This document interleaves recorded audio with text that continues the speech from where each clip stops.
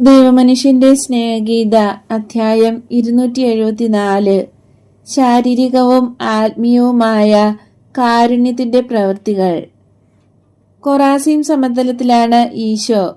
ജനേസറത്ത് Merom തടാകങ്ങളുടെ ഇടയിലുള്ള താഴ്വരയാണ് കൊറാസീം. ആ പ്രദേശം മുഴുവൻ മുന്തിരിത്തോട്ടങ്ങൾ കാണുന്നു.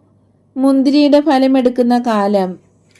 ഈശോ അവിടെ വന്നിട്ട് ഏതാനും ദിവസങ്ങൾ കഴിഞ്ഞിരിക്കണം. കാരണം സിക്കാമിനോണിലെ ശിഷ്യന്മാർ ഇന്ന് രാവിലെ അക്കൂട്ടത്തിൽ വന്നിട്ടുണ്ട്. ഹെർമാസും സ്റ്റീഫനും വന്നിട്ടുണ്ട്.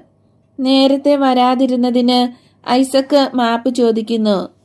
പുതിയ ശിഷ്യരെ ഈശോയുടെ പക്കലേക്ക് കൂട്ടിക്കൊണ്ടു വരാമോ പാടില്ലയോ എന്ന സംശയം കൊണ്ടാണ് വരാതിരുന്നതെന്ന് അവൻ പറഞ്ഞു.